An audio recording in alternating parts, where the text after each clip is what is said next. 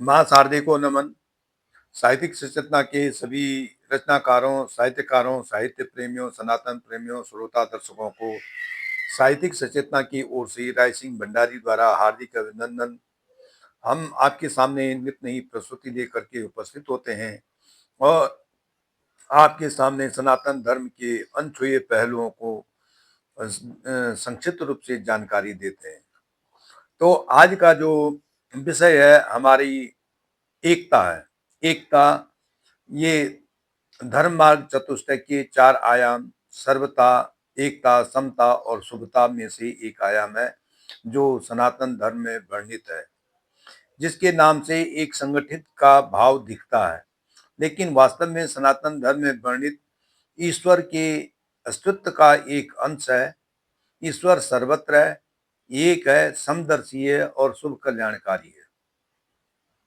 तो यहाँ पे एकता का मतलब संगठित समाज से नहीं है, संगठित व्यक्ति समाज या विश्व से नहीं है, बल्कि एकता का अर्थ जो है ईश्वर के गुणों में से एक गुण में है।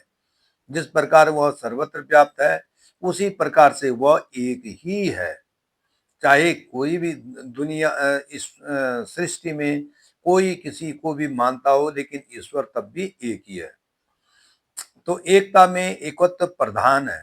जिस प्रकार अनेक मार्गों से बहती हुई नदियां अंत में एक ही सागर में गिरती हैं, उसी प्रकार से सभी धर्म के मतांतर चाहे किसी रूप में ईश्वर को माने, अंत में वह एक ही है।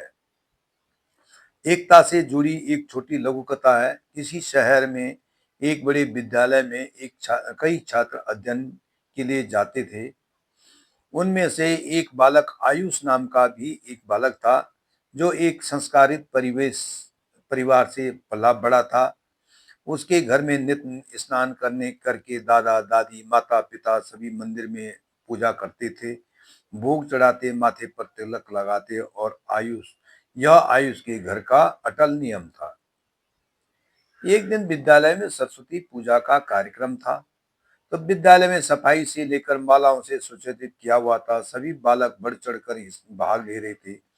अध्यापकों के द्वारा पूजा की गई। सभी बच्चों के द्वारा कुछ न कुछ विधा विषय विषय पर सरस्वती माता के लिए बोलने का अवसर दिया गया। सभी ने अपने भाव सरस्वती माता के लिए समर्पित किए। लेकिन आयुष ने देखा कि दो बालक जो हैं वो कुछ नहीं कह रहे हैं। नन्हे बालक की यह समझ में नहीं आया कि ये क्यों नहीं सरस्वती माता को हाथ जोड़ रहे हैं और कुछ नहीं कह रहे हैं। छुट्टी के बाद जब आयुष अपने घर लौटा तो उसने अपने दादाजी से अपने मन की बात बताई। क्यों दादाजी, सबने कुछ न कुछ माता के लिए बोला, लेकिन दो बच्चों ने नहीं बोला, क्या उनकी माता नहीं है? दादाजी काफी गूढ़ ज्ञानी थे। उन्होंने आयुष के को सरल शब्दों में समझाया। बेटा, कुछ लोग संतरे को ऑरेंज कहते हैं और कुछ माल्टा कहते हैं, कुछ नारंगी कहते हैं, लेकिन स्वाद उनका एक ही होता है। संतरे को कोई अंतर नहीं पड़ता कि उसे क्या कहकर बोला जा रहा है। दादाजी, मैं कुछ समझा नहीं, आयुष बोला। बेटा, आप चंद्रमा को आकाश में देखोगे तो भी वही है।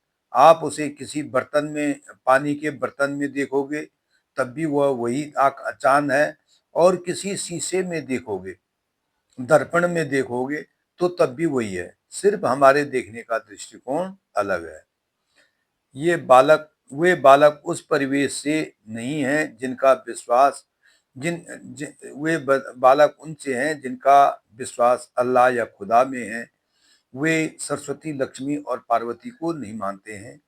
हम राम, कृष्ण या विष्णु और देवी देवताओं को मानते हैं। प्रत्यक्ष रूप से यह भिन्न भिन्न है, लेकिन अप्रत्यक्ष रूप से सभी उसी एक ईश्वर को समर्पित हैं, जो एक है, जिसके नाम अनेक हैं। विभिन्न रूप, विभिन्न पूजा और विभिन्न परंपराओं से उसे मानते हैं, लेकिन अंत में पूजा उसी एक ईश्वर को जाती है जो एक है। तो आयुष कहने लगा कि दादाजी, मेरी समझ में कुछ कुछ आ रहा है, थोड़ा और स्पष्ट करेंगे? तो दादाजी ने कहा, बेटा जैसे हमारे श्री कृष्ण हैं, कोई उन्हें नंदलाल, कोई वासुदेव, कोई मधुसूदन, कोई कन्हैया और कोई माखन चोर, गिरधर आदि नामों से बुलाता है, लेकिन भाव सबका श्री कृष्ण से ही है। आयुष कहने लगा, इसका अर्थ है दादाजी, हम जिस परम परमात्मा को ईश्वर कहते हैं, तो कोई अल्लाह, तो कोई जीसस, तो कोई, अर्थात सब एक ही है। दादाजी बोले, निसंदेह बेटा, यही सत्य है।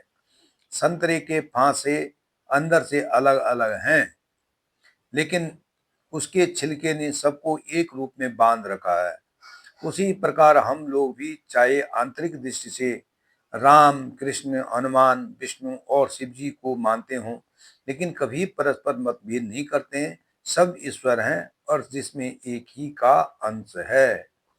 आयुष बड़े आत्मविश्वास के साथ बोला, दादाजी अब मैं कुछ समझ गया हूँ कि चाहे हमारे देव देवताओं के स्वरूप कोई भी हों, लेकिन अंत में सभी का एक ही ईश्वर है।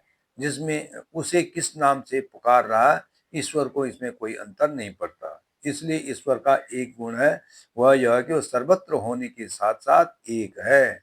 दादाजी बोले, शाबाश बेटा, इसलिए हमारे मंत्रों में कहा गया है, त्वमेक एवासि विभिन्न नामा प्रभो वयम तम सततम नमामा, अर्थात तुम एक होकर, विभिन्न नाम होकर के भी एक हो, इसलिए प्रभु तुम्हें सत सत नमस्कार है। धन्यवाद। राय सिंह भंडारी, चैतन्य।